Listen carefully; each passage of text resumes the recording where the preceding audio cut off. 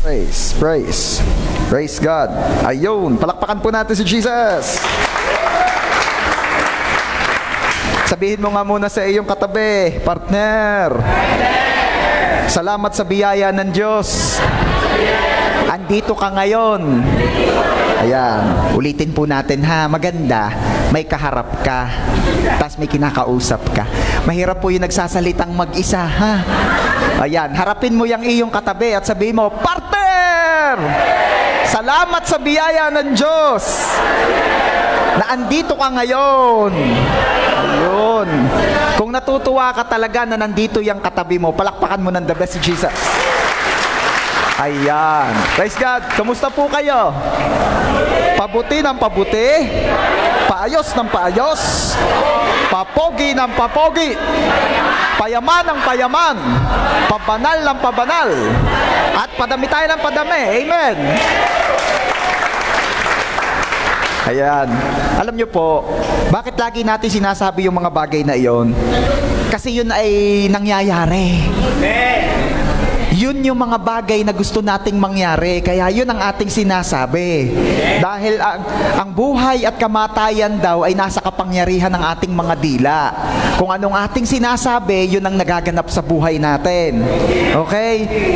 Kaya lagi nating babanggitin yun. Kahit tuwing umaga, pagkakagising nyo, isama nyo na sa prayer nyo yun. Isama nyo na sa declaration nyo. Nagbubukas kayo ng pintuan ng bahay. Ako'y payaman ng payaman. Ang papasok lamang dito ay mga blessing. Hindi ko pinahintulutan ng mga sakit karamdaman. Okay yun. Ngayon, kung ikaw pa lamang ang Christian sa bahay, edi simplihan lang para hindi ka mapagkamalang alam mo na. Okay. Ako'y masaya at may mga new friends tayo, ano?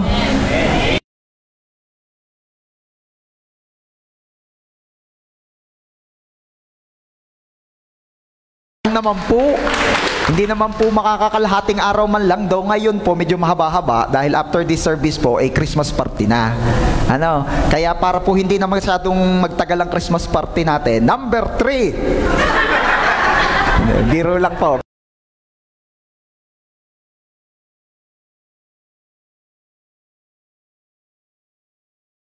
Yan.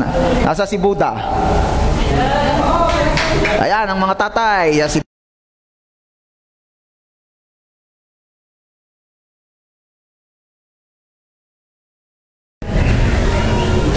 Ang title po ng i-share ko sa inyo ngayong umaga ay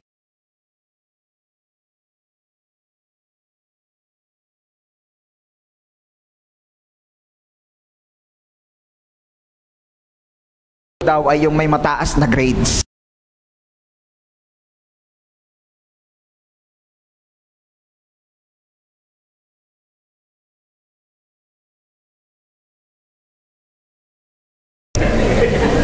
Okay. Pero sino nga ba talaga ay ang matatalinong taong yan? Alam nyo po, sa English, ang tawag po ng Bible sa kanila ay wise men. Ayan. Okay. Bago nga ako magpatuloy, pwede kang batiin mo muna yung katabi mo ng Happy Anniversary! Happy Anniversary! Ayan. Balita ko po ay 25 years.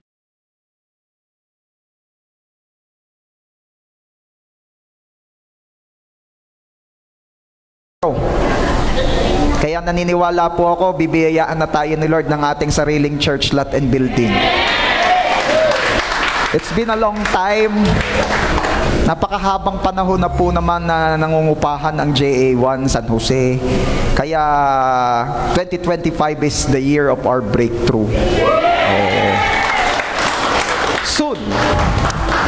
Okay. Ano ba nangyari dito? Saan ba lumitaw na part ng Bible yung mga wise men? Sabi po sa Matthew chapter 2, verse 1, panahon ng paghahari ni Herodes sa Judea nang ipanganak si Jesus sa Bethlehem. May mga pantas. Yan. Sila po ay mga pantas. Sa another term po sa kanila ay magay. Ayan. Or sa Tagalog po, pag nakita ninyo, magu. Sa ibang version po ay mga matatalinong tao. Bakit sila yung mga matatalinong tao? Kasi sila po yung mga tagapayo ng hari. Ayan. Alam nga namang humingi ka ng payo sa hindi matalino. Kaya yung mga hari, namimili talaga sila ng mga matatalino sa kanilang kaharian, binubuo nila yun into group, at yun ang mga yun ang kanilang tinatanong. O, ano ang maganda? Mamahalan ang bigas, umumurahan. Tatanungin yung mga yun. Ano ang maganda? Gagamitin ba ang pondo ng PhilHealth o pang Christmas party? Yung mga gayon. Yung mga yon tinatanong yon. Parang ganyan. Okay. May mga pantas mula pa sa silangan na dumating sa Jerusalem. Ayan. So this wise men ay hindi mga Jews, hindi sila mga Hudyo. Ano po? At sila po ay mga mula daw sa silangan. And by that time, ang isang matinding naging kaharian ay ang Babylon Empire. Ayan. Gusto ko makita nyo muna yung picture, yung setup. Ano? Most likely, these wise men came from Babylon. Pastor, they are not Jews, but why they want to worship Jesus? Why they want to worship the King of Kings or the King of Jews? Don't forget na noong kalakasan po ng kaharian ng Babylonia, marami po silang binihag na mga Israelites. And one of them is Daniel. Diba? At si Daniel po ay inilagay din sa grupo ng mga tagapagpayo ng hari. So most likely, itong mga wise men na ito, mga na-disciple ni Daniel during his time. Diba? Discipleship pa rin ano? Discipleship pa rin. May na-disciple pala si Daniel by that time. Ito na ang patunay. Kasi, paano makakikilala ng mga ito si Lord? You see? So, they are not from Israel. They are foreigners. Verse 2, nagtanong-tanong sila, nasaan ang ipinanganak na hari ng mga Hudyo? So, hinahanap talaga nila ang newborn king. Alam naman natin kung sino yun, di ba? It's Jesus. Nakita namin sa silangan ang kanyang bituin, at makikita nyo na kung anong purpose, kung bakit hinahanap si Jesus ng matatalinong taong ito. Kaya't naparito kami upang siya'y sambahin. Wow! Sabihin mo nga dyan sa iyong katabi, foreigner yan. Sa kabila naman, sabihin mo, galing pa yan sa malayo. Pero, in spite ng pagiging foreigner, in spite ng pagiging taga-malayo, not to mention kung gaano katagal ang travel, sabi nila, it took them almost 2 years para makarating dito. Grabe, ano? Samantalan tayo, 2 minutes lang, ano? It took them almost 2 years para makarating doon. With the purpose of worshiping Jesus. Grabe itong mga ito. Grabe. So ngayon pong umaga, marapatin po ninyo ang inyong lingkod na sa biyaya po ng Diyos ay kumuha tayo ng mga aral. Sino ba itong mga matatalinong taong ito? At sa ating panahon ngayon, sino ang mga matatalinong tao? Pag-usapan natin, once again, ang title po, ang matatalinong tao. Let's pray. Father, in the name of our Lord Jesus, kami po ay nagpapasalamat sa umagang ito na ipinagkaloob niyo po sa amin. Salamat po sa biyaya na kami ay makapag-Sunday service, makapag-Thanksgiving, makapag-celebrate ng inyong goodness sa JA1 San Jose. 25 years of your goodness. Thank you, Lord. Thank you so much, Lord. We ask forgiveness sa aming mga kasalanan. Cleanse us with your blood, Lord Jesus. And thank you for the grace of forgiveness. Today, we pray na ang pagtuturo nyo po, pagsama at pangungunan nyo po ang aming maranasan. Holy Spirit, kumilos po kayo sa amin. And bless the lips of your servant as I share your word. Sa paghahanap, Lord, ng mga tunay at literal na matatalinong tao, makatagpo po kayo sa lugar ito. At makita niyo po kami. Salamat, Lord. To you alone, all the glory. Please we pray in Jesus' name. Everybody shout and say, Amen. Praise God. Okay. Everybody say, matatalinong tao. Matatalinong tao. Number one, ang matatalinong tao ay sumasamba kay Jesus.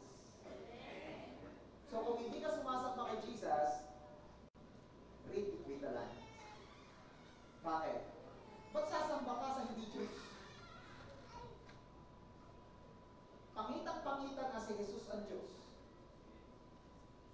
Sa lahat ng mga nagsabi or nag-claim na sila ay Diyos, sila ay mga nangamatay na at hindi sila muling nabuhay.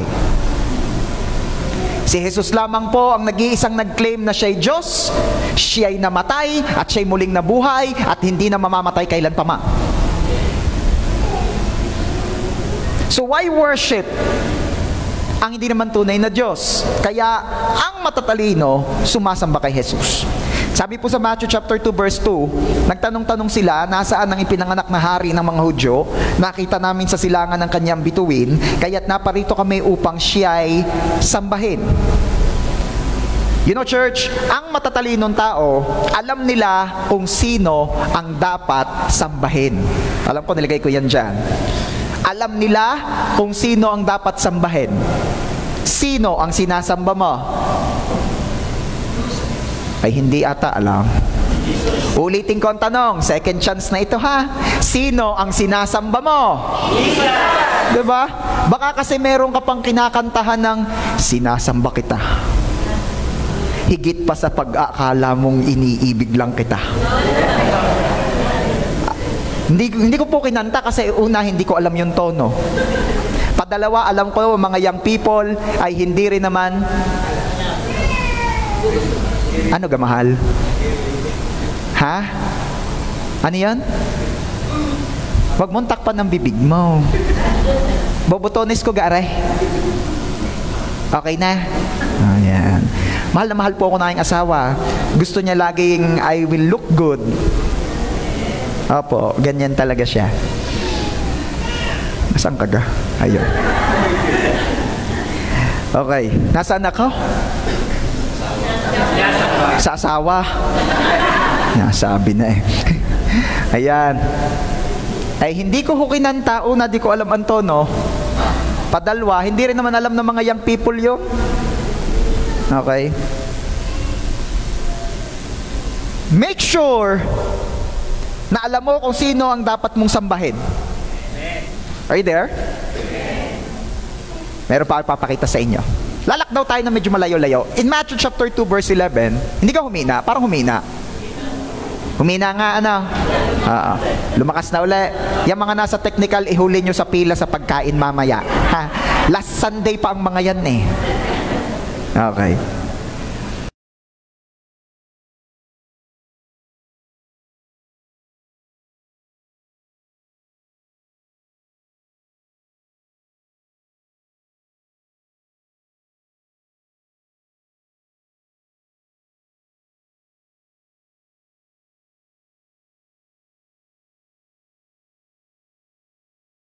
Kasama yung mga shepherd, kasama yung mga hayop, tas naandun na rin yung mga tatlong hari.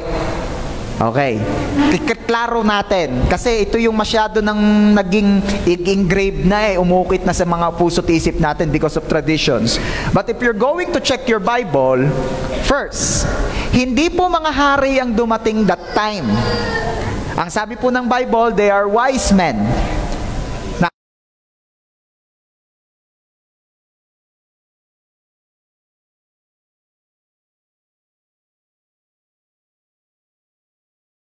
Nung unang mga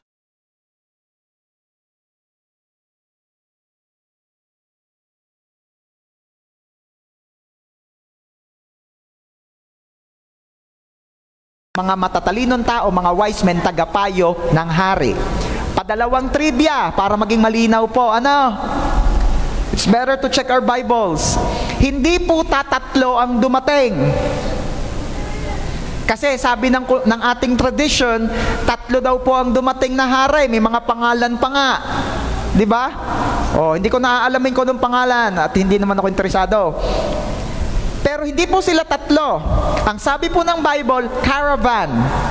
Grupo po ito ng mga tao. Saan po kinuha yung ideyang tatlo?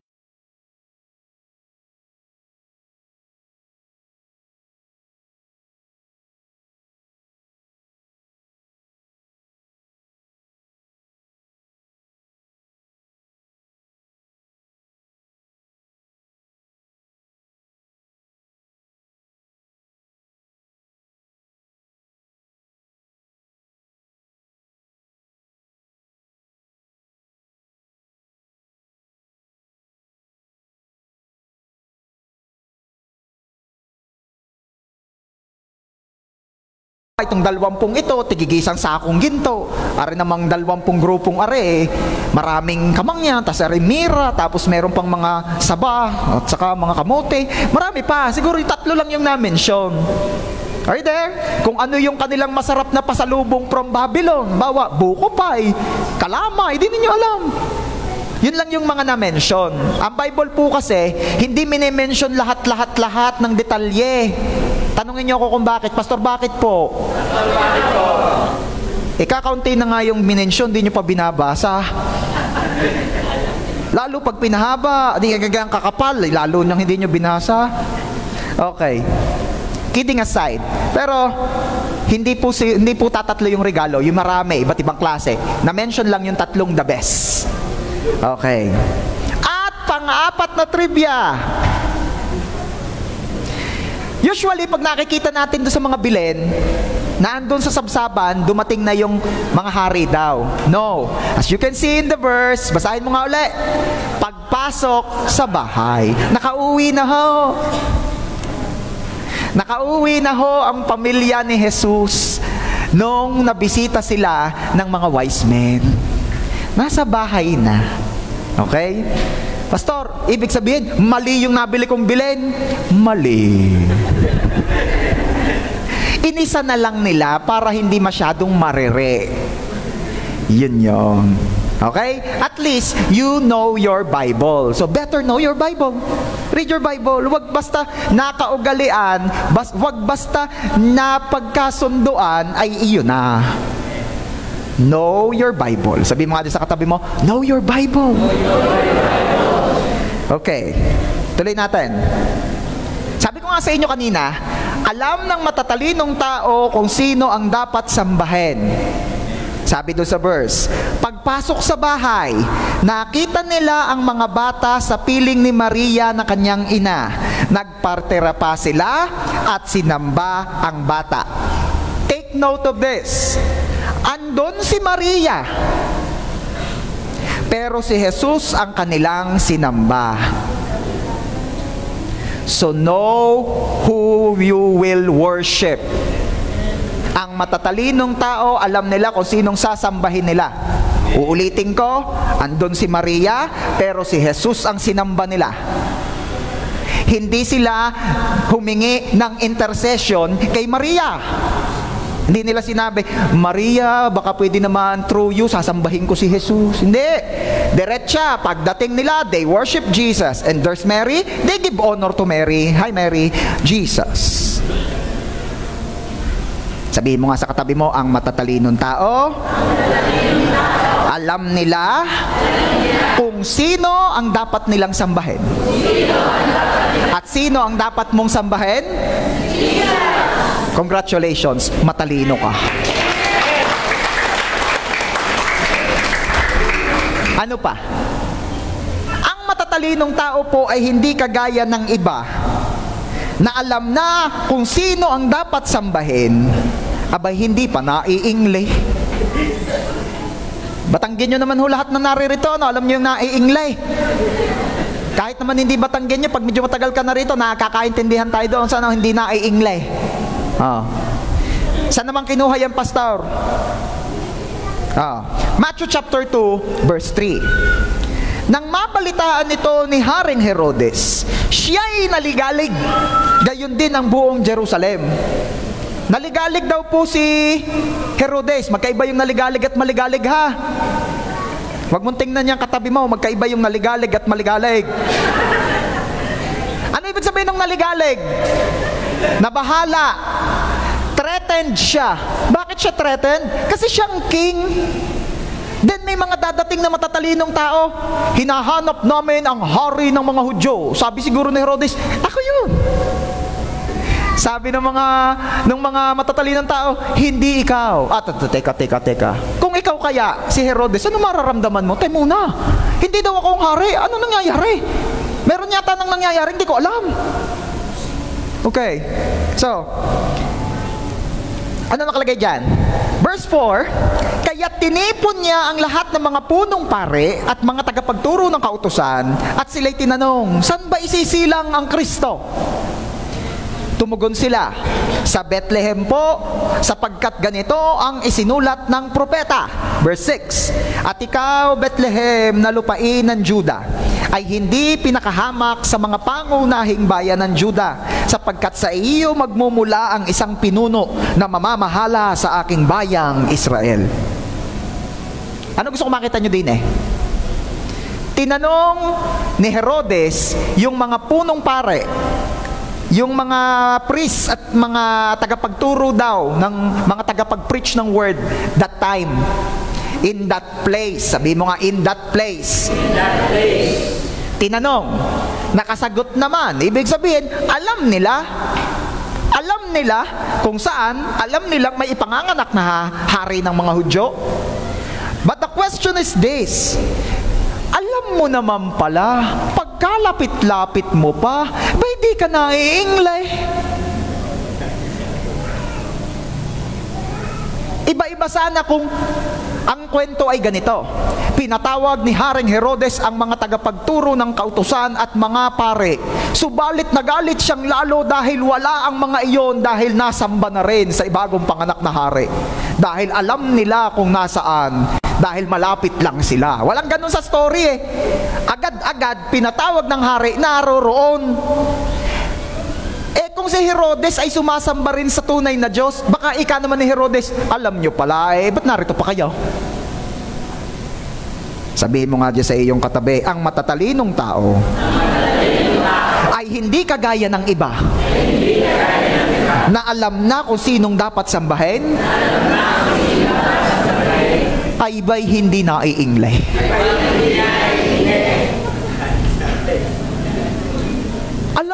Alam na. Tanungin mo, sino ang Diyos mo? Si Jesus. Sino dapat mo sambay? Si Jesus. Ba't wala ka din sa church? Naglalaba. Ay, sino ga talagang Diyos mo? Number 2, bilisan natin at nalamig ang pansit. Number 2, sino pong nakapansin na napakalamig ngayon? Una, papasko. Padalwa, biyaya ng Diyos, nabili na po natin yung ating bagong aircon. Thank you, Lord. At salamat din po sa buhay ng bawat isa na nakiisa. Alam nyo po, i-update ko kayo, hindi po yan yung ating planong bilhin. Ang binabili po natin, mas laking mahal. Bakit? Kasi nung nagtulong-tulong po ang mga taga-JA1 San Jose at biyaya ni Lord pati ibang taga-church tumulong, ang ating pong pondo ay lampas pa sa ating kailangang erase. Kaya kung mapapansin nyo po, makisig po yan. Yan po ay modern version, modern model. They call it carrier aura. Diba? Lakas maka-aura. Pak na pak. Ayan. All for the glory of God. Kaya natutupad na po yung ating panalangin na pag may dadating ay dumaing na ng sobrang lamig kaysa binabanas. Praise God. Okay. Number 2. Ano pa ang makikita nyo sa mga matatalinong tao? Ang uri ng pagsamba nila ay nagpapakita ng trato nila kay Jesus. Matthew chapter 2 verse 1. Panahon ng paghahari ni Herodes sa Judea nang ipanganak si Jesus sa Bethlehem. May mga pantas mula pa sa silangan na dumating sa Jerusalem. Alam nyo, hinanap po talaga nila si Jesus. At hindi po ito naging madali. Sabi ko nga sa inyo kanina, almost 2 years ang ginugol nila para marating nila ang lugar kung saan ipinanganak ang hari ng mga hari. Imagine nyo kung gaano ka-inconvenient yung travel nilang yun. Kami pong mag-anak, we usually lumalabas po kami. Hindi ba masyadong malayo dahil si pastor naman hindi masyadong nakakalayo. Lagi po kaming may dalang malaking ice creaman nasa likod po ng sasakyan. Bakit? Gawa po ni Elise. Si Elise po kasi ay hindi ganun kagaling magpigil ng wiwi. Siyempre, bata pa Kaya may dala po kaming ice creaman. Malaki. Yung pinakamalaki ng kung ano bagang ice cream yun. Dan Eric. Yan. At ihian. At biyaya naman ng Lord kahit papaano nakatulong para maging konbinyente ang aming pagta-travel. Pero syempre, medyo hassle din kasi syempre, pagod na pagod kang mag-drive, tapos pag uwi mo sa inyo, dagdag pa sa lilinisin mo yon. Alam mo yon. Pag nakakalimutan mo yun, humanda ka dahil ikaw rin naman na maglilinis eh. Pag pinatagal mo yun, ikaw magdurusa, alam mo yun. Hindi man nagdurusa, sorry for the word. Pero humihina na uli ang lapela na. Humihina na uli.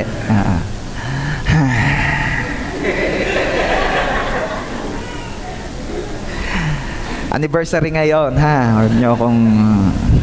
Okay. What is my point? Bakit ko yun kinukwento?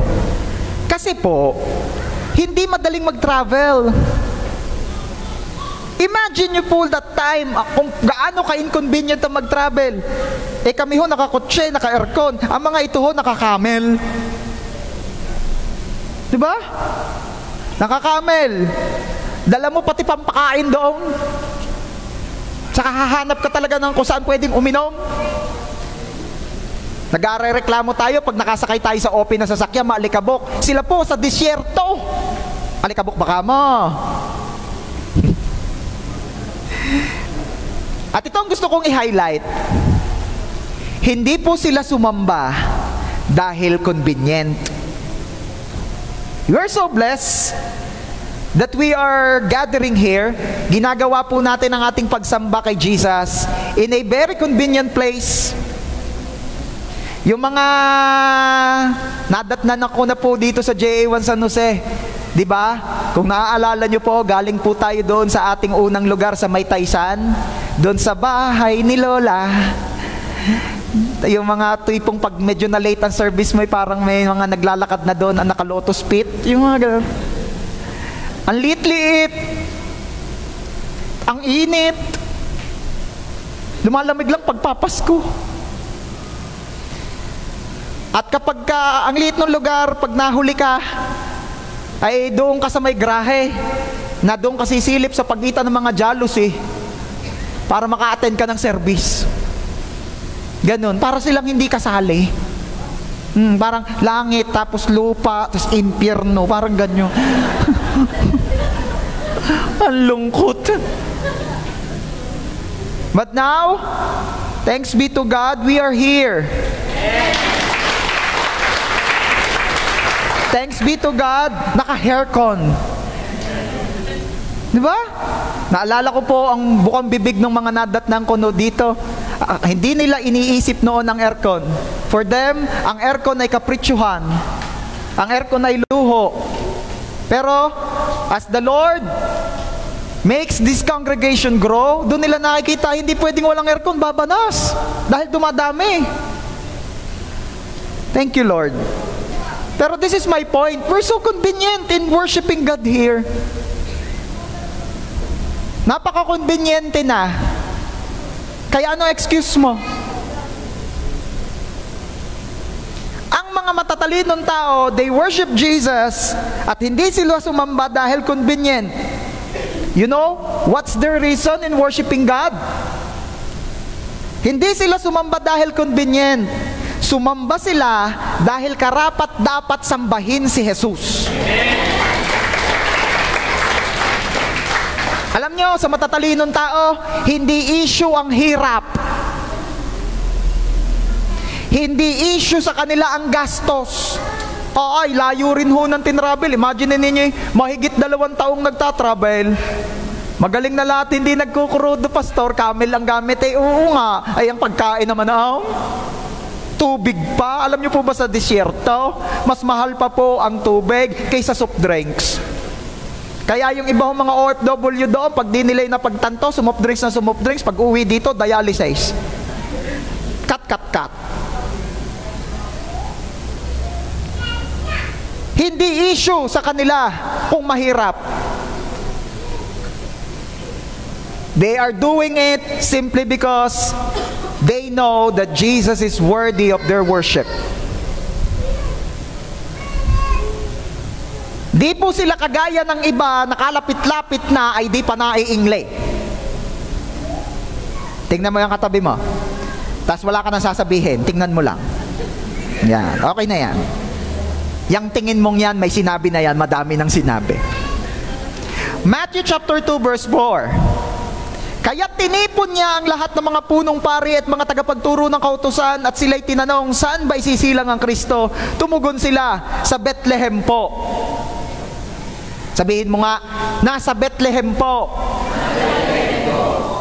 Babalikan natin itong mga pare, itong mga pariseyong ito. Ang lapit-lapit nila, pero di sila naiingle.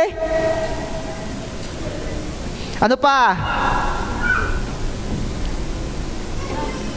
Ang uri ng pagsamba ng matatalinong tao ay nagpapakita ng trato nila kay Jesus. Priority nila si Jesus. Balikan natin. Nagtanong-tanong sila, nasa ang mga pinanganak na hari ng mga Hudyo? Nakita namin sa silangan ang kanyang bituin, kaya't naparito kami upang siya'y sambahin. Priority nila si Jesus. You know why? Sabi ko nga sa inyo, ito po mga taong ito ay tagapagpayo ng hari. So they have a boss. Sabihin mo nga sa katabi mo, may boss sila. Pero ano ang ginawa nila? Nag-file sila ng leave. Sabihin mo nga dyan sa katabi mo, nag-file ng leave. Sosyal. Meron ako nakausap, Pastor, wala na po kasi akong leave. Sabi naman ng isang pastor, bago lang po ako sa work, wala pa po akong leave. Magkakasama kami sa gawain. Ba't nandito kayo? Leave ban. What is my point? Church, ipapakita ng uri ng pagsamba mo ang trato mo kay Jesus. The question is, priority mo ba si Jesus? Huwag kang umaymen, gawin mo. Kasi makikita sa schedule mo.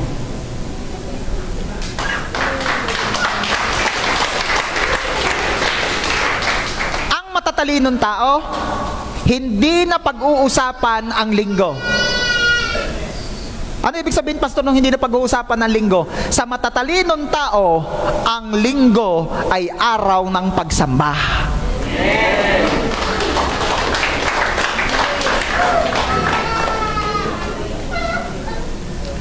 Ano pa? Hindi po sinabi sa Bible, hindi sinabi ng matatalinong tao, ala, ay napasabay naman ang bituin na yan sa aming Christmas party eh. Christmas party ng mga magay. Ay hindi kami a-attend yan sa bituin na yan. Hindi kami pupunta sa bituin yan. Christmas party eh. Hindi po sinabi ng matatalinong tao, ala, ay ang bituin namang yay pasabay-sabay, patagaytay kami eh. Hindi po sinabi ng matatalinong tao, ala, pabagyo ako eh, with a friend. Hindi nila sinabi yun. Kasi priority nila si Jesus. Ako po'y natutuwa sa inyo. Kasi ito po'y araw o panahon na pwede naman kayo ay nasa sa mga supermarket na at namimili na ng inyong mga panghanda. Nasa SM na sana kayo, mamimili na kayo ng pangregalo, regalo sa sarili at regalo sa iba. Diba? But you're here. Bakit? Priority mo si Jesus.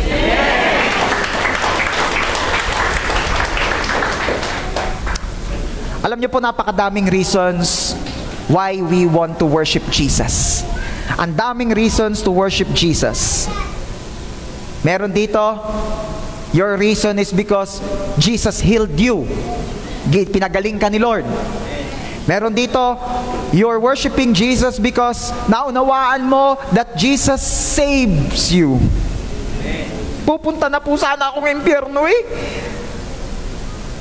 Pero iniligtas mo ako, Jesus. That's why you're worthy of my praise. You're worthy of my worship.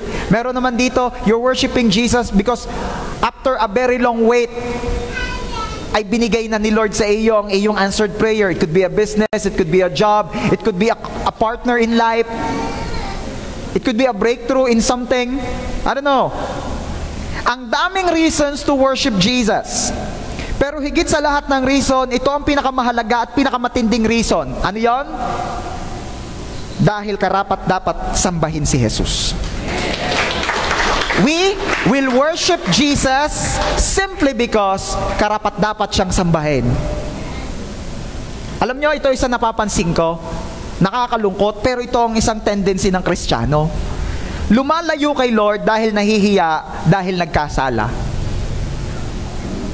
Uy, ba't di ka na na-attend? Ba't di na na-attend si ganyan? Alay, nahihiya daw kay Lord. Bakit? Nagkasala daw siya. Ha? Eh di humingi ng sorry. Nakahingi na daw ng sorry, nahihiya pa din. Alam mo, Kristiyano, the moment na nagkasala ka, mas lalo kang lumapit sa Diyos. Hindi dapat sa palayo. Ba't ka lalayo? Nahihiya po ako. Samantalang si Jesus mismo ang may sabi na siya ay pastol na willing iwan ng 99 para hanapin yung isang nawawala. Ikaw ang gusto ni Jesus eh. Ikaw ang hanap ni Jesus. Bakit ka lalayo? Hindi po ako pastor basta nawawala. Ano, ako po'y nagwawala. Aba, lalo kang lumapit kay Lord. Tutulungan ka. Walang dapat ikahiya. Nahihiya po ako mag-worship kay Lord. Ako po'y makasalanan. Sino kang di makasalanan dito? Taas nga ang kamay, uunahing pakainin ng pansit mamaya. Lahat na may nagkasala. Walang perfect dito. Miski tagapagturo ninyo, hindi perfect. Dahan na lang, ako'y naatasang magturo. At ating laging tatandaan, ha? Sasamba ka, hindi dahil karapat-dapat kang sumamba. Sasamba ka dahil karapat-dapat sambahin ang sinasamba mo.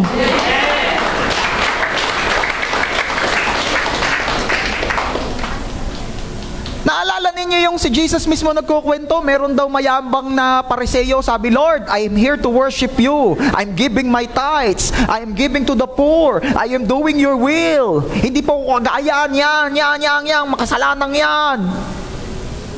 At sabi naman ng makasalanan, panay daw ang dagok sa dibdib at sinasabi, Lord, hindi po ako karapat-dapat sa inyo. Ako po'y makasalanan.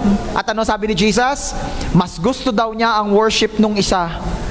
Aminadong makasalanan but still worshiping Him. Kaysa naman doon sa very proud na nagsasabing, I am worshiping you because I am worthy to worship you. Mali! We are worshiping God hindi dahil tayo karapat-dapat, kundi dahil siya'y karapat-dapat sambahin. Ano pa? Church, hindi mo dapat ikakahiya ang anyo ng iyong pagsamba. Yung iba kaya daw hindi makapag-church na pagkantsawan, nahiya na. Uy, napunta ka doon sa hallelujah, praise the Lord. Praise the Lord, hallelujah ka na pala. Wow, pabibol-bibol ka na. Totoy bibol. Nahiya sa barkada, nahiya sa kantsaw, nagpadala sa kantsaw. Hindi na nag-church. Nung tinanong, ano bang problema? Mabait naman kami sa iyo. Bakit ba? Ano nangyari? Wala, hindi ko lang mapanindigan. Nahihiya ako.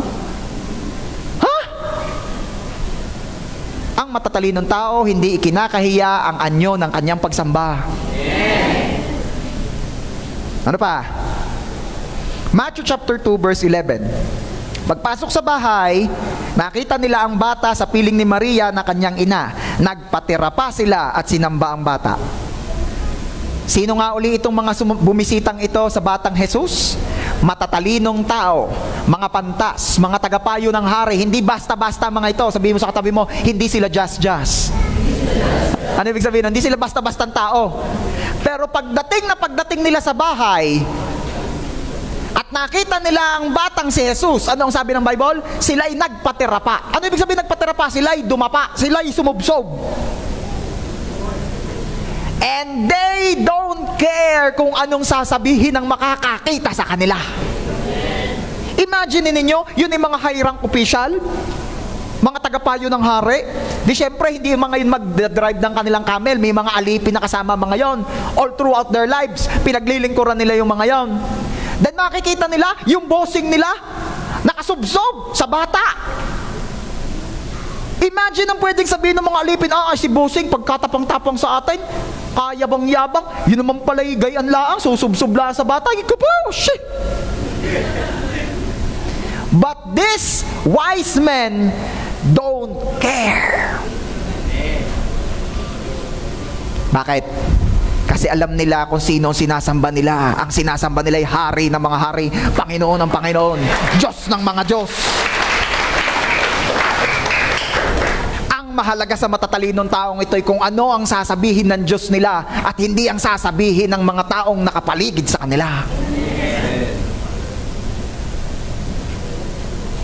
Kaya ang matatalinong tao, hindi nahihiyang magtaas ng kamay during worship time. Sabi ng isa, Pastor, naka-sleeveless ako, ikaw baga? Be confident. Diba? Use Rexona.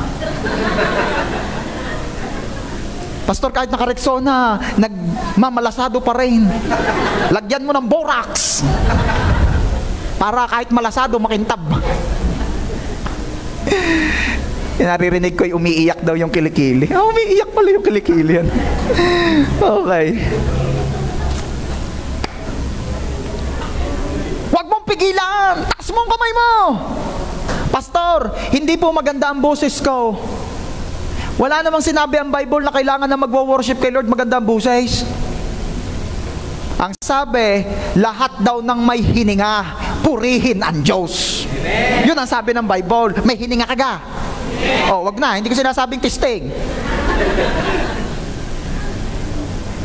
Anong pumipigil sa iyo? Para mag-all out ka ng worship kay Lord. Sa 25 po, may service ulit tayo. But not a typical service. Yun po ay worship service. Ano ibig sabihin? We will worship ang may birthday. Sa mga birthday yan nga, may video okay pa. Sa 25, di kayo marapat lamang nakantahan natin ang mismong may birthday. Walang iba kundi si Jesus. Kaya ini-invite ko po kayo sa 25 po, magpangipangita ulit tayo rito at sasambahin natin ang ating Diyos. 9:00 rin po ng umaga. Sinong excited doon? Oo, kakantahan natin si Lord. At sa pagkanta mo sa Diyos, ano pumipigil sa iyo? Nakakahiya. Baka kung anong masabi sa iyo, may kilala nga ako, talagang kung mag-worship, igayang. Alam niyo ba yung kung sa panong tukay, labay-labay daw ko sumuntaw? Igayang kung mag-worship.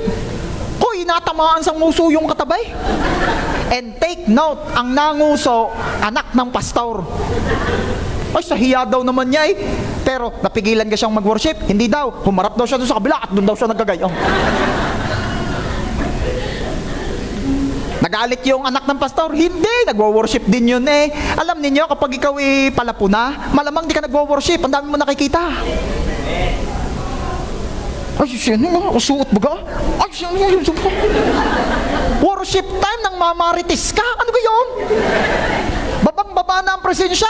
Ikaw naman, teka, magle-level up pa. Come on!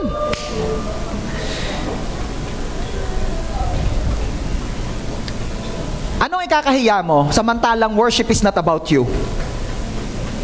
Remember, worship is not about us. It's all about God. It's all about Jesus. Anong ikakahiya mo kung ang pagsambay hindi naman tungkol sa'yo? Nananalsik na ang laway basang-basa na ng pawis kalamig-lamig, basang-basa na ng pawis ayan Ang tanong lang naman lagi sa kahuli-hulihan ikaw gan sinasamba ka? Hindi. Siya, magsamba ka na rin, huwag mo pakialaman. Kasuplado naman, hindi. Huwag mo nang pakialaman. Alam niyo po, may story sa Bible, si David, sinamba niya si Lord. At nung time na yon siya'y hari na. Alam niya kung sino ang tunay na hari, kaya anong ginawa niya? Inalis niya yung kanyang damit ng hari, at ang natira sa kanya ay imagine niyo yung sando na lang siguro at saka short. At nakita siya ng kanyang asawa, at ang sabi, kakahiyaring haring ari, kakakarumi. Nagsasasayaw sa karsada, sinasamba ang kanyang Diyos, hinalis ang pagkahari, kakahiya. Hindi yun rinig ni David, malayo naman eh. Pero rinig ng Diyos. You know what happened to that woman? Hindi na siya nagkaanak. Nabaog na siya forever, di siya nagbinigyan ni Lord ng anak. Bakit? Nilalait niya yung nagwo-worship kay Lord eh. Sabi mo nga dyan sa katabi mo, partner, sorry na. Ano ibig sabihin ng sorry na hindi na kita lalaitin? Hindi man ako naimik, pero sa isip ko kanina sabi ko sa iyo, ano ko naman na ka-OA naman mag-worship? Pag di ka pa OA, di ka pa talaga nagwo-worship. Kaya ako kanina doon sa likod, wala akong pakialam sa inyo. Kaya doon ako napwesto pag-worship sa likod. Wala akong pakialam. Pastor, minadaan ho. Bahala kayo, dumaan kayo sa iba. Wala na akong ibang daan, agay-ungga. Basta dumaan kayo, umilag na lang kayo. Pastor, may maglalagay daw ho ng puto. Mamaya na yung putong niya. Ay, babang-baba na ang presensya. Balahin mo pa ako, maglalagay ka lang ng puto. Yun na yung puto mo. Tandaan ninyo nung nakaraang linggo, sabi ni Marta, Jesus, si Maria naman. Ay, maglalagay ako ng puto. Maghahain ako ng puto. Ano sabi ni Jesus? Kitumigil, pinili niya ang kailangan. Hindi makukuha sa kanya. When you worship Jesus, you're saying to Jesus, you're all that I want, you're all that I need. Number 3. Dali. Hindi sila takot sa mga Herodes ng buhay. Sabihin mo nga, Herodes. Matthew chapter 2 verse 2. Nagtanong-tanong sila, nasaan ang pinanganak na hari ng mga Hudyo? Nakita namin sa silangan ng kanyang bituin, kaya taparito kami upang siya'y sambahin. Nang mabalitaan nito ni Haring Herodes, siya'y naligalig, gayon din ang buong Jerusalem. Ano mapapansin niya? Si Herodes po ay kilalang tyrant king. Okay, bigyan ko kayo ng kaunting history. Si Herodes po ay malma pagdating sa pagpatay. Kumbaga sa ating version sa panahon ngayon ay happy trigger po ito.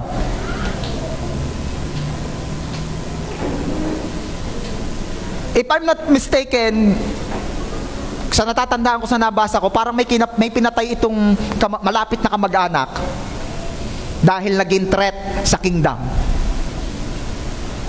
Sabi mo nga dyan sa iyong katabi, mag-ingat sa kamag-anak na walang relationship kay Lord. Yan naman yun. Pagka naman may relationship kay Lord, ayos naman. Okay. Ganon kalala si Herod. Okay? Ito pa. Si Herod po, nung hindi niya nakita si Jesus, ipinag-utos niya po na patayin ang lahat ng batang lalaki 2 years old pababa. Lusot ang mga anak ko, mga babae, tapos 4 years old na yung panganay. Yung mga 2 taong pababa, ilang taon nagasisi? Diba? Pinapatay ni Herod lahat yun. Sabi ni Herod, wala nang magiging susunod na hari, patay na lahat yan. Hindi naman niya alam, nakatakas sina Maria at si Jose, dala si Jesus, nagpunta ng Egypt. Umuwi na lamang nung patay na si Herod. Diba? Pero ito ang gusto ko makita ninyo. Imposibleng hindi nababalitaan ng kingdom ng mga pantas kung gaano ka lala, katapang itong si Herod. Pero ano ang ginawa ng mga pantas? Nasaan ang hari ng Hudyo? Nasaan? They are very bold asking the kingdom wherein ang king doon napakatapang, tas hahanapin mo na sa ng hari. Hindi. Tapos nung ako ang hari, sabi ni Herod, sabi nila, hindi po kayo. Ay, yung magsabi ka na, hindi po kayo ang hari. Ano sabi mo? Hindi po kayo ang hinahanap namin. Ako nga ang hari. Hindi po kayo ang hari. Oo.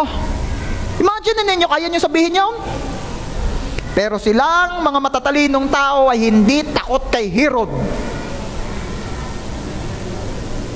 Ano ba meron kay Herod? Kay Herodes? Sino po yung madalas na nakakarinig na pag merong inay, ay hindi daw po ako pupunta diyan at ganito ganyan? Anong sasagot ng mga medyo may edad? At sinong Herodes ang may sabi sa iyo niya? Naririnig niyo yan? Sinong Herodes ang may sabi sa iyo niya?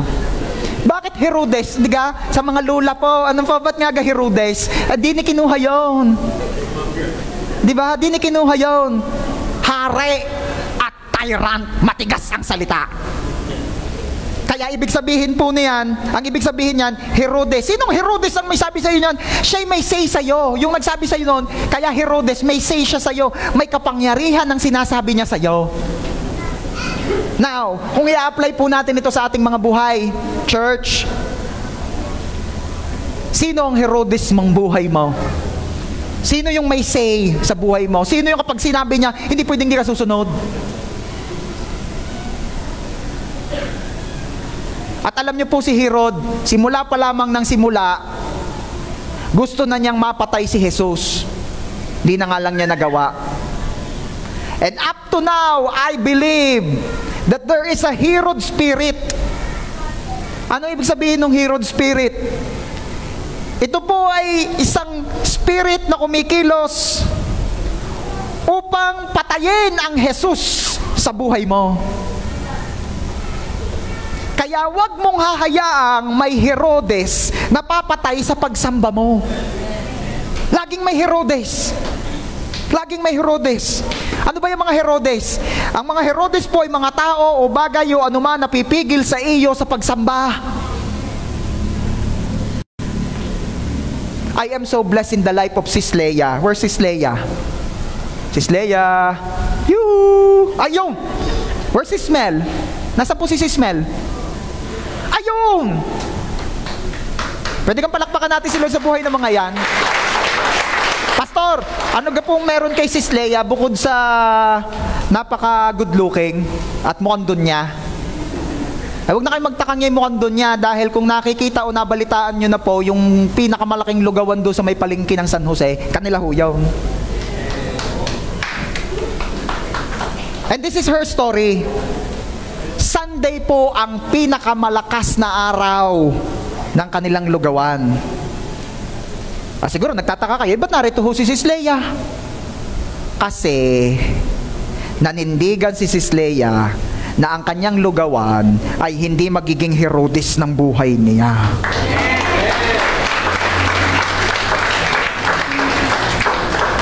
At ako po'y naniniwala, soon, yung kanyang buong family ay ma-impluensyahan niya to prioritize Jesus. Sino pa? Si Sis Gina at saka si Brother Ray. Pwede ka pong kumaway kayo para naman po kayo makita ng mga tao. Yan pong lovely couple na yan ay may malaking grocery doon sa may malapit sa ospital ng Banay-Banay sa may district. Ay daig ho nila sa sales ang 7-Eleven at saka ang mga mighting yan. Daig! Pero ano napansin nyo? They're here. Dahil uungat malakas ang sales ng kanilang tindahan, pero hindi nila pahihintulutang ang tindahan niya ay maging Herodes ng buhay nila. And I heard na sina Sis Vanessa, where's Sis Vanessa? Ayan, may tindahan din sila. Isinasara pag linggo ng umaga. At ito naman ang kwento nila. Yung mga may tindahan na yan. Pag uwi nila galing church, pila ang mga bibili, magpapaload, magpapa-Gcash. Abay, nag-iintay. Pastor, may iba naman tindahan na doon ka magtataka. Bakit sila doon dinadala ni Lord? Kasi sabi ni Lord, ang mga umuuna sa akin, uunahin ko rin. Ipaprioritize ko.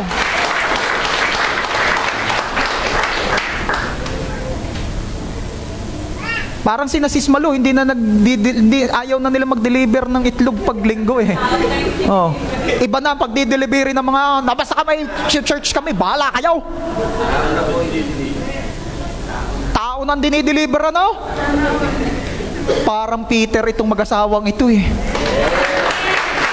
'Ano sabi ni Jesus kay Peter? ikaw ay mangingisda. Ngayon, ikaw ay mangingisda na ng tao. Ito mga ito, kayo yung mga mag-iitlog. Kayo nagdi-deliver ng itlog. Ngayon, tao na ang i-deliver nyo sa church.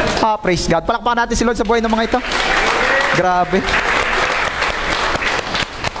Okay. Isa pang bagay na nakita ko sa matatalinong tao. Hindi sila nagpapigil kay Herodes at hindi na rin sila bumalik kay Herodes. Ano meron doon? Mamaya maunawaan nyo. Matthew chapter 2 verse 12. Nang papauwi na ang mga pantas, nakatanggap sila ng babala sa pamamagitan ng panaginip na huwag nang bumalik kay Herodes, kaya't nag-iba na sila ng daan pauwi. Sa iyong paninindigan, church, ng pag-una at pag-prioritize kay Lord, patitindihin naman ng mga Herodes na yan ang kanilang offer sa'yo. Pasok ka ng Sunday, double pay. Uy, sama ka sa Christmas party natin. Sunday yon. Ala, ikakain din lang naman. May raffle.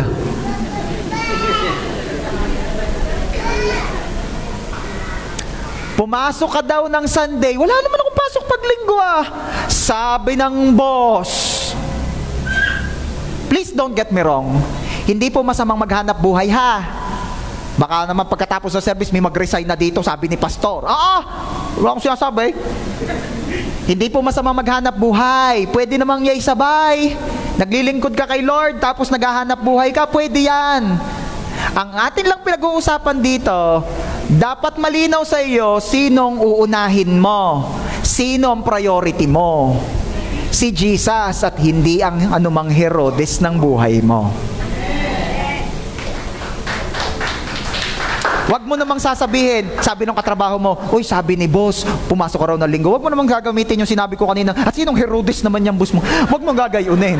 Baka naman magka-problema ka. Ayusin mo rin naman ang pakikipag-usap. Pero this is my point. Pagtindi ng pressure ni Herodes, I pray, na wag ka nang babalik kay Herodes. Marami kasi akong narinig, ganun eh. Kagiting, talagang pinanindigan. Kaya lang, after ilang panahon, wala na. Bumalik na din kay Herodes. Nagkakaintindihan ka tayo. Baka mamaya pag-uwi ninyo, nagpinag-usapan doon sa church, Herodes. Ay, sinong Herodes yung di ba? Sabihin mo nga dyan sa katabi mo, huwag ka nang babalik kay Herodes. Minsan naman kasi tao ang humahadlang, ang pumipigil o pumapatay ng pagsamba mo kay Jesus. Sabi nung lalaki, Berry, church tayo. Sabi nung girlfriend, Blue. Yun ang tawagan ni Blueberry. Sheesh. Blue, ayoko nga dyan. Ang babadoy. At saka ayoko na nagtataas ang kamay. Hindi pa ako nakakapag Sige na, mag-church na. Ay siya, pag ako'y pinilit mo mag-church, wala ka ng berry.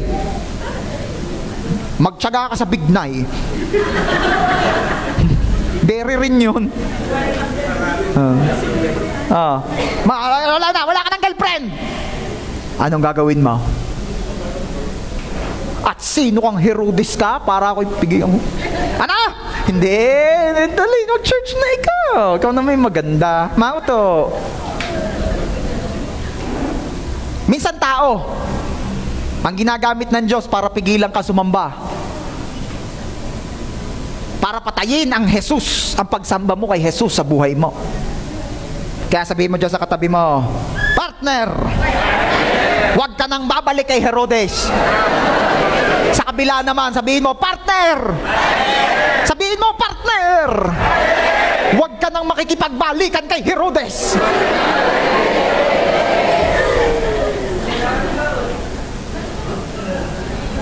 Inilalayo ka na nga kay Lord, makikipagbalikan ka pa. Tama ng ex. Number 4, at nalamig ang palabok. Number 4, hindi sila after sa benefits. Ang matatalinong tao po'y sumamba kay Jesus and they are not looking or asking for kapalit. Matthew chapter 2 verse 2, nagtanong-tanong sila, nasaan ang pinanganak na hari ng Hudyo? Nakita namin sa silangan ng kanyang bituin, kaya't naparito kami upang siya'y sambahin. Wala silang sinabi dyan na, kaya't naparito kami upang siya'y sambahin para kami ay mabless. Naparito kami upang siya'y sambahin para naman bekenemen pagkatapos.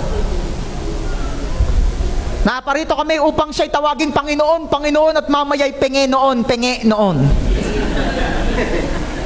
No, walang sinabing ganon. Bakit? Basa.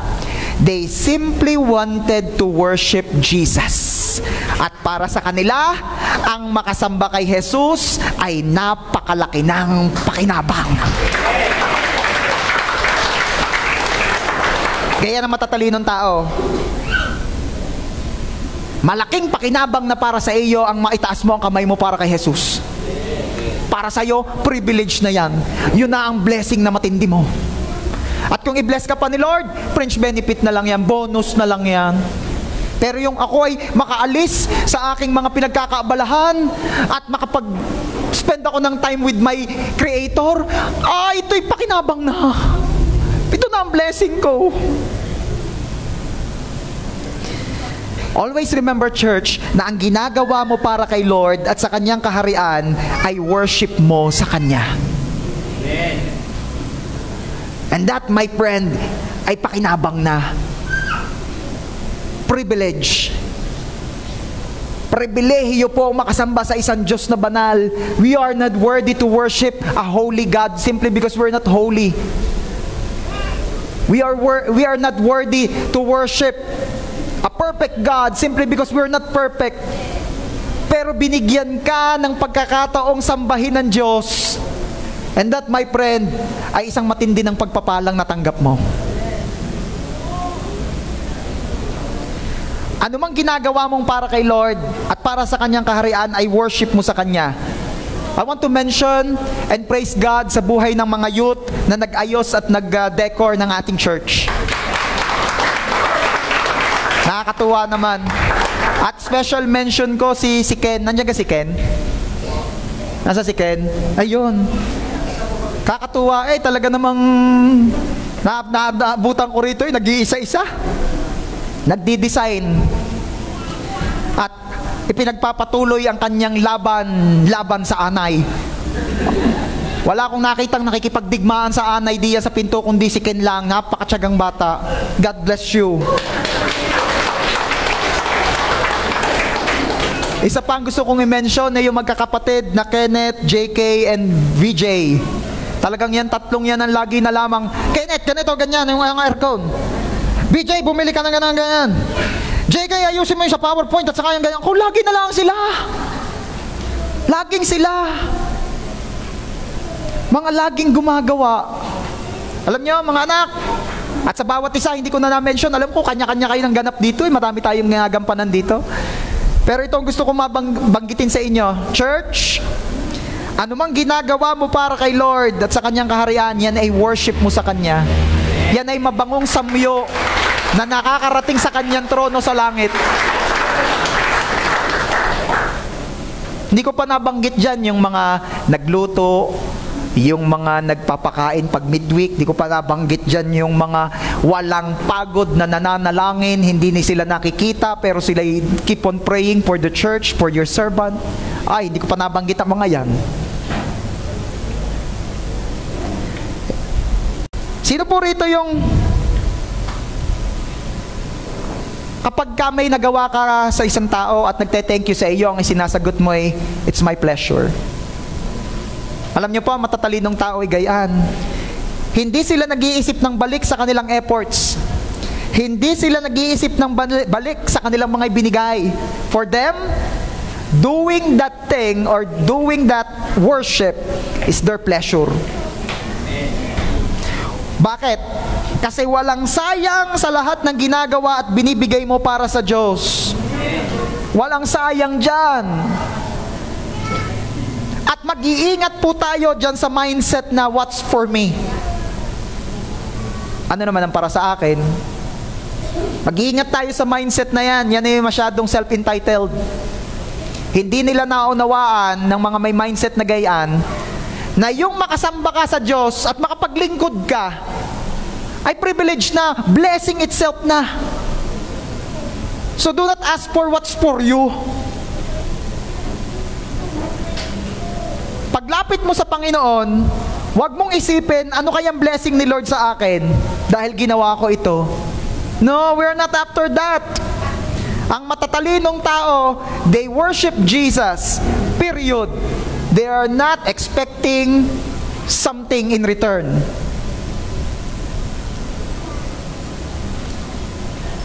Hindi kayong tipong kukumpletuhin ko para makakapag-wish ako.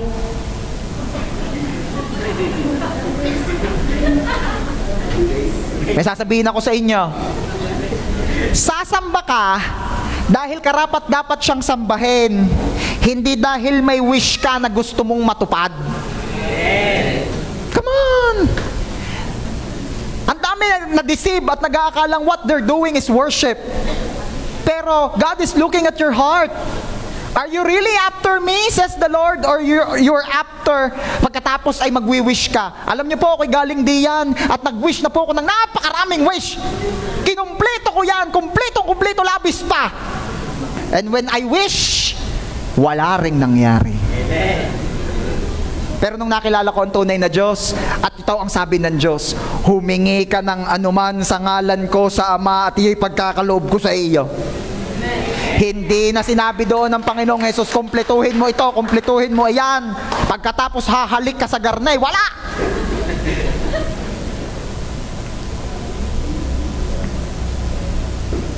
Hindi ako galit. Hindi po ako galit. At hindi ko po minamata yung mga hindi pa ito nauunawaan sa ngayon. Ang point ko lamang, worship Jesus simply because He is worthy of your worship. Hindi dahil nag-e-expect ka ng kung ano man. Ang dapat nating maging motivation sa pag-worship kay Lord ay ito. Lord, I will worship you because you love me so that you gave your only Son, that whosoever believe in Him will not perish, but will have an eternal life. Sasambahin kita, Lord, kasi gayon mo na lamang ako inibig na ibinigay mo ang iyong anak na kung sino man ang manampalataya sa Kanya'y hindi na mapapahamak sa impyerno kundi magkakaroon ng buhay na walang hanggan. This is the reason, Lord, why I am worshiping you.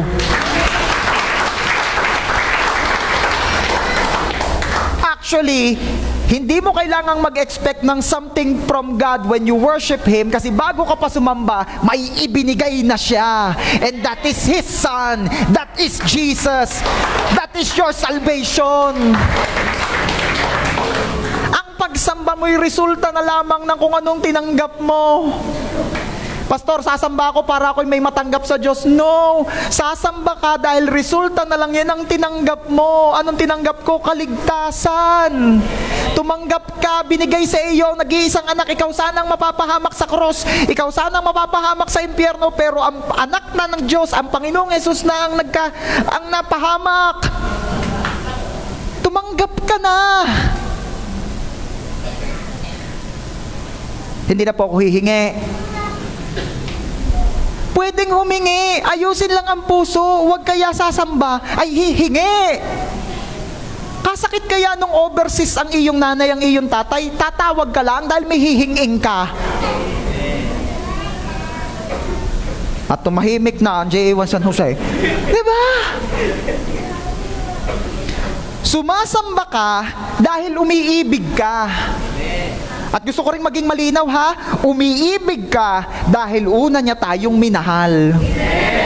You cannot give what you do not have. So hindi mo rin pwedeng ipagmalaki ang love mo kay Lord. Nalalove mo si Lord dahil inuna kang mahalin ng Diyos. You cannot give what you do not have. Last na, number 5. Ang matatalinong tao po, sila ay nagbibigay. Matthew 2, chapter 11. Basa.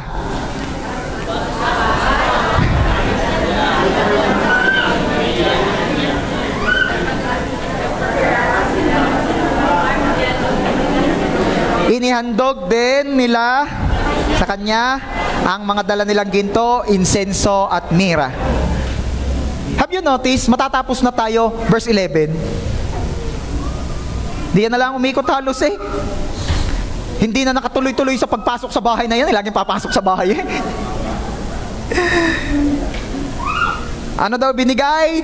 Ginto, insenso at mira. Gusto ko makita nyo ito eh. Prepared sila sa pagbibigay. Bago sila pumunta, planado na ang kanilang ibibigay. Pinaghandaan nila. Kaya sila ay naging able to give the best.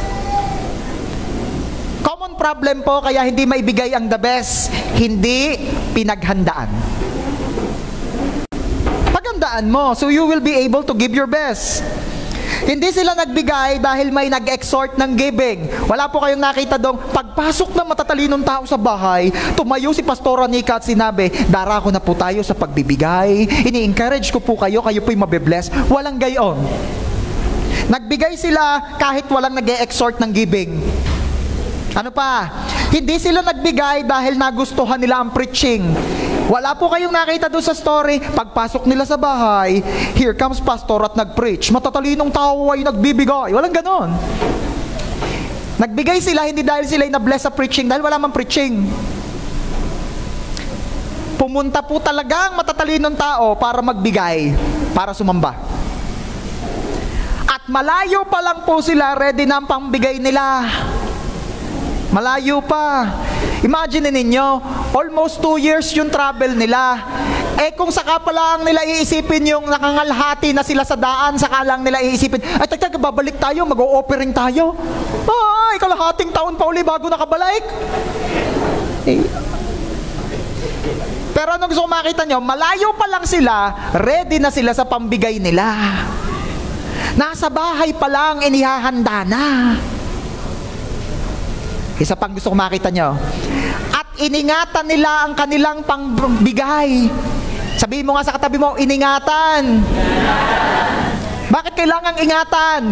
Along the way, madami silang pwedeng madaanan. Imagine ninyo yung mga matatalinong taong yun galing din sa may kanto. Oo, ay may 7-Eleven. Kailangang ingatan, may 7-Eleven eh. Nakalakad ng kaunti, may Madlambayan Bakery. Kailangang ingatan, ito'y para kay Lord. At ba, may kape naman. Hindi pa nakakalampas, meron pang Erlindas. Ay, kaunting lakad pa, may obesity. Ingatan kay Lord, dito kay Lord. At no'y malapit na, church na ako. Nakaway doon, may tindahan sa tapat.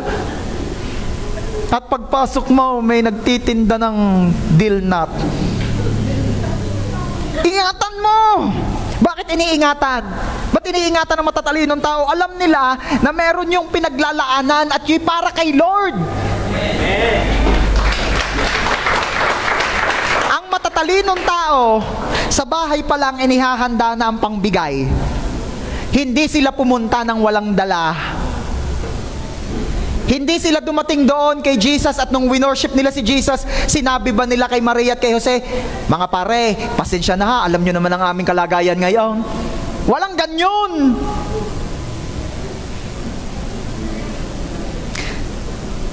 Ganyan ang mga true worshipers. They know na ang iwo-worship nila ay hari ng mga hari. And they know na hindi sila pwedeng mag-approach sa hari without a present. At hindi po sila nagbigay ng basta lang. Sinigurado nilang mag-glorify ang kanilang pagbibigyan. Kaya gusto ko matandaan nyo ito, church, ang ibinigay nila ay kayamanan, hindi tira-tirahan. Lagi ko ito sinasabi sa inyo, church. Pag ang urge na nararamdaman mo ay magbigay, kay Lord galing yan. Huwag mo nang isiping, ano kaya, baka naman ako'y nadadala ng emosyon, baka naman ako'y nalilinlang. Basta ang urge ay pabigay, kay Lord galing yan.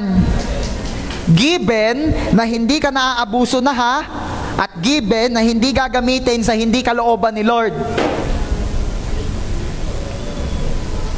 Pastor, ako hiningan ng asawa ko pang-toma daw. Binigyan ko na, sabi nyo, kay Lord pagpabigay, kay Lord galing pang-toma?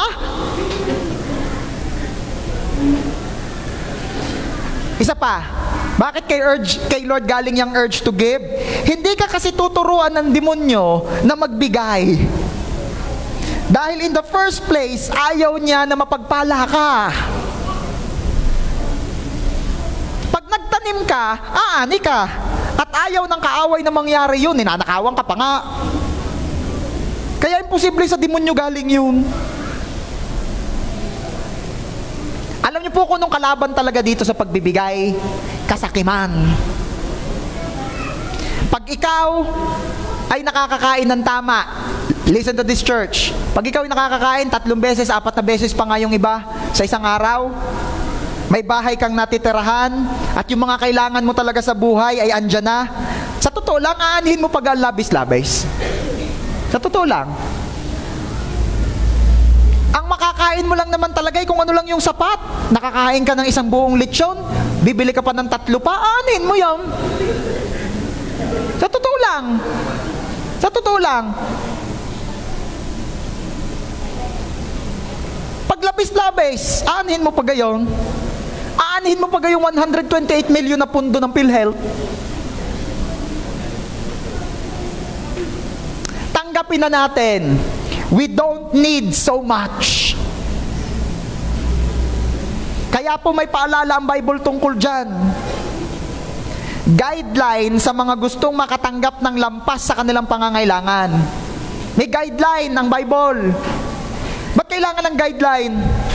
Dahil pag di tayo binigyan ng guideline sa kung anong gagawin mo sa mga pagpapalang lampas-lampas na, sa tunay na pangangailangan mo, baka ganito ang gawin mo. Pag may lampas-lampas ka ng pagpapala, baka ganito ang gawin mo, bibili ka ng maraming sasakyan. At pagkatapos mong bumili ng maraming sasakyan, mamumroblema ka sa pagpaparehistro. Ano pa? Pag labis-labis ang pera mo at di mo alam kung paano gagamitin, saan gagamitin, bibili ka ng lahat ng mauso. Bibili ka ng mga pampalawit sa bag, yung mga lamumo.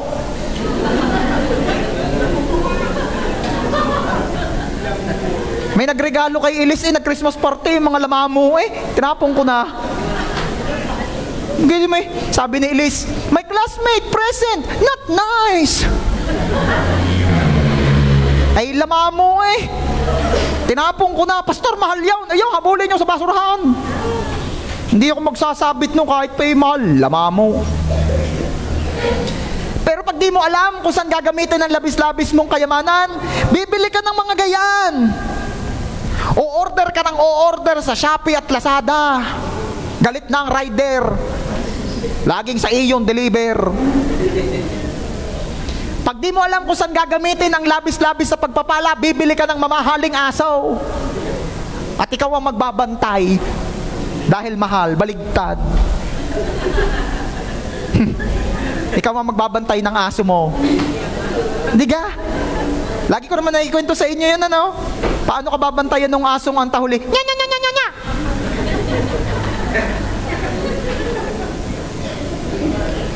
Pag di mo alam kung saan gagamitin ang labis na kayamanan, bibili ka ng 3,000 pares ng sapatos.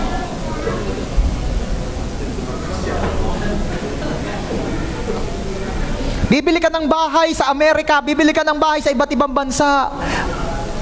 Pag marami kang kayamanan at di mo alam kung paano gamitin, maglalagay ka ng Swiss account. Pag marami kang kayamanan at di mo alam kung paano gamitin, nako, bibili ka ng mga Hermes. Sorry, it's Hermes. Alam nyo ba na yung Hermes bag, yan pala'y gawa sa balat ng buhaya? At pag madami kang pera, bibili ka ng napakadami. Imagine mo kung gano'ng kadaming buhaya ang papatayin. I heard na ang may pinakamahal na Hermes bag sa Pilipinas, sa base sa nabasa ko, ay si Jinky Pacquiao. Worth 9 million. Ibag pa lamang ngayon.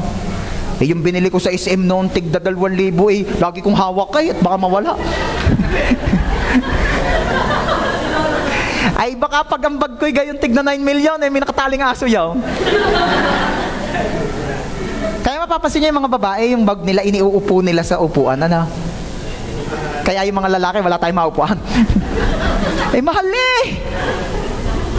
Baka naman. So again, pag di mo alam kung saan mo gagastusin yung iyong extra blessing, kung ano-anong bibilin mo. Kaya may paalala ang Bible tungkol dyan. Anong paalala? Guideline sa mga gusto makatanggap ng lampas sa kanilang pangangailangan. 2 Corinthians 9:8, basa. Magagawa ng Diyos na pasaganain kayo sa lahat ng bagay at higit pa sa inyong pangangailangan upang sumagana kayo para sa mabubuting gawa. Pag ang blessing mo ay higit na sa iyong pangangailangan, aanhin na yan. Pampasagana ng mabubuting gawa. Church, yan ang purpose ng abundance. Hindi para ibili ng kung ano-ano, kundi para sumagana ka sa mabuting gawa. At lagi nating tatandaan na magbibigay sulit tayo kay Lord. Pananagutan natin sa Kanya ang lahat ng pinagkatiwala niya sa atin. Always remember that. Tatanungin niya tayo, tatanungin ka ng Diyos, ano ang ginawa mo sa pinagkatiwala ko sa iyo? Saan mo ginamit ang pinagkatiwala ko sa iyo? Tatanungin ka ng Diyos, ginamit mo ba yan sa layunin ko? Ginamit mo ba yan sa pagpapalawak ng kaharian ko? Kakahiya namang sumagot, Lord, binili ko po ng aso. Diga, kakahiya naman sumagot kay Lord. Pag tinanong ka, anong ginawa mo sa pinagkatiwala ko sa iyo? Binili ko po ng Monstera. Yung mga plantitos at plantitas diyan, alam mo yun. Pero, pag nakasagot ka, opo, ginamit ko po ang aking sasakyan, pansundo ng mga tao para maka-attend sa church. I heard, for God's glory, yung bagong labas na sasakyan ni na Brother Erwin ng Sismalu, unang gamit ay pinangsundo ng mga kapatiran sa Bigain. Tama ba? Grabe. Unang gamit, pinagamit na unay sa iba. Nung nabili ko yung Wigo ko, second hand pa yun hindi ako papayag na ibang gagamit nung una. Iba ang ginagawa ng Lord sa mag-asawang ito. Iba. Praise God. And glory to God. Pag nakasagot ka kay Lord, opo, ginamit ko po para pang support sa gawain mo, sa church mo. Pag nakasagot ka, inano mo ang aking pinagkatiwala sa iyo. Ginamit ko po para mas madami pa po makakakilala sa inyo. Alam mo, ito ang isasagot sa iyo ni Lord. Well done, my good and faithful servant. Enter into the joy of your King. Yan ang isasagot ni Lord sa iyo. Well done, my good and faithful servant. Napagkatiwalaan ka sa kakaunti, pagkakatiwalaan kita sa mas marami. Makikita natin sa matatalinong tao na sila ay nagbigay ng kanilang kayamanan para magamit sa pagpapatuloy ng pagpapalawak ng kaharian ng Diyos. Nung dumating po ang mga wise men, di ba may regalo sila kina Joseph and Mary? Actually, it's for Jesus.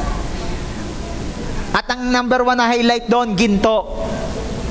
Alam niyo po ba, hindi nawala ng saysay yun?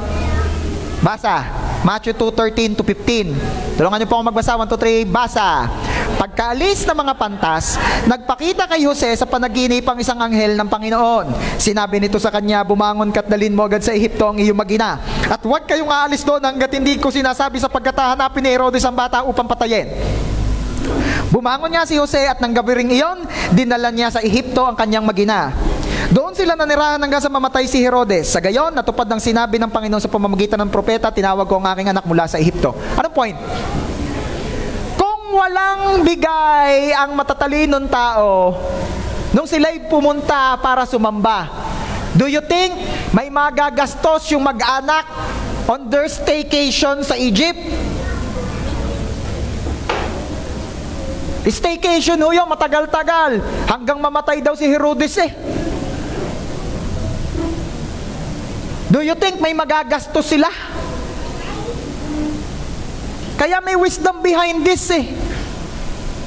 Gusto ni Lord when we worship Him, we offer something for Him. Kasi ginagamit talaga yun para sa pagpapalawak ng kaharian ng Diyos. Dahil sa kayamanang binigay ng matatalinong tao, may nagastos si Jose at Maria nung tumakas at nagstay sila sa Egypt hanggang mamatay si Herodes. Christians, I want you to desire to be rich. Dadating o papasok po ang year 2025. At gusto kong isa sa ipag-pray mo that the year 2025 will be the year of the Lord, na ikaw ay pasasaganahin niya at ibe-breakthrough niya sa kahirapan.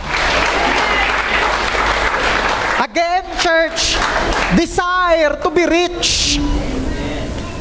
Hindi masamang yumaman, basta alam mo kung ano ang paggagamitan mo noon. Please understand the purpose of your wealth. That is to abound in good works at palaganapin ang kaharian ng Diyos. Gamitin mo ang kayamanan mo. Saan? In winning souls and making disciples. Doon mo yan gagamitin. Diyan mo yan gastusin. Naghahanap ka kung saan magiging worth it. Nagastusin ang yaman mo, gastusin mo sa pagpapalawak ng kaharian ng Diyos. Diyan mo yan gastusin. Worship team, please. Again, gusto ko lang ipaalala sa inyo, ang mga matatalinong tao ay nandoon para sumamba at magbigay, hindi para tumanggap. Alam ko that you're here because you want to worship Jesus. At hindi para kung tumanggap ng kung anuman. Kung may tanggapin man ikaw, binipisyo na lamang yun ang pagsamba mo. But I believe in my heart that you are here simply because you want to worship Jesus. Dahil alam mo na ang pagsamba mo ay magandang regalo sa Kanya. Dahil alam mo na ang sinasamba mo ay karapat-dapat. Alam mo na ang sinasamba mo ay Diyos na inaawitan ng mga anghel at nagsasabing, banal, banal. Diyos na sinasabi at inaawitan ng mga anghel day and night, holy, holy is the Lord God Almighty. Ngayon pong umaga as we end, let me remind you that today we are celebrating God's goodness. Ito'y Thanksgiving celebration. Alam ko, napakadami mo nang ipinagpasalamat kay Lord. But today, pwede bang pasalamatan mo ngayon ng Diyos simply because siya ay Diyos? Pwede bang pasalamatan natin si Lord dahil ang dami ng kinikilala ng mundong Diyos, pero biniyayaan ka ng tunay na Diyos na siyang makamulatan mo. Biniyayaan ka ng tunay na Diyos na siyang sambahin mo. Ang dami-daming kinikilalang Diyos with small letter D ng mundong ito. But today, let's thank God na mula sa puting na ating kinalalagyan noon sa buhay, ito'y inabot niya tayo at dinala niya tayo sa kung nasaan tayo ngayon.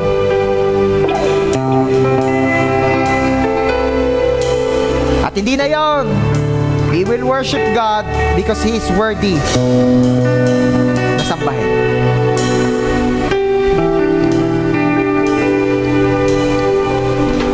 Hallelujah.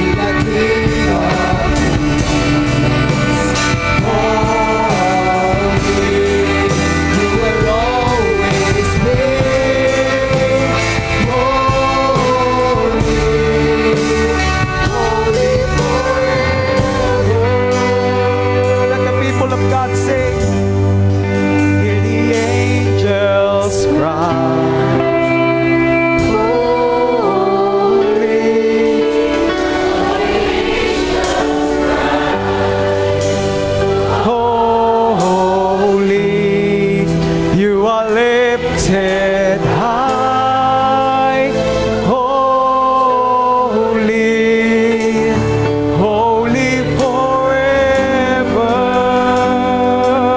Hear the people sing, hear the people sing, holy to the King of Kings. Holy, you will always be. Holy, holy forever. You will always be. You will always be. Holy, holy forever. For the last time, you will always be. You will always be. Holy, holy forever. You are holy God.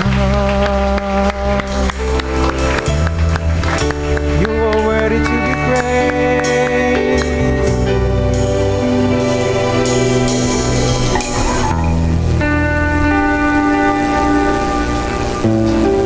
Lord,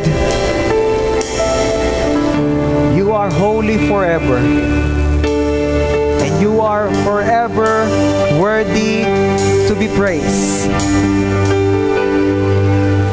Lord, remind us always na kami ay sasamba, hindi dahil kami karapat-dapat sumamba. Kami ay sasamba dahil karapat-dapat kang sambahin.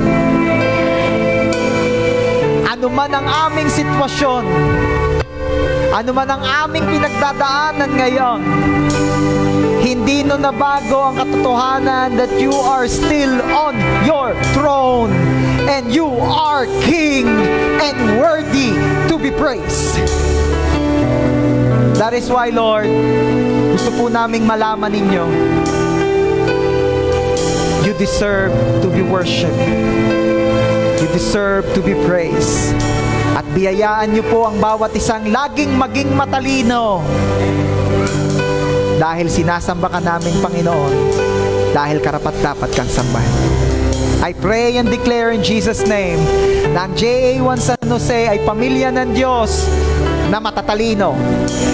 Kilala ang dapat sambahin, alam ang dapat na paraan ng pagsamba, at sumasamba hindi dahil siya'y karapat-dapat, kundi dahil karapat-dapat ang sinasamba niya. At ikaw yon, Panginoong Jesus. Thank you so much, Father. To you alone all the glory. Ito po ang aming prayer in Jesus' name. Amen. God bless you.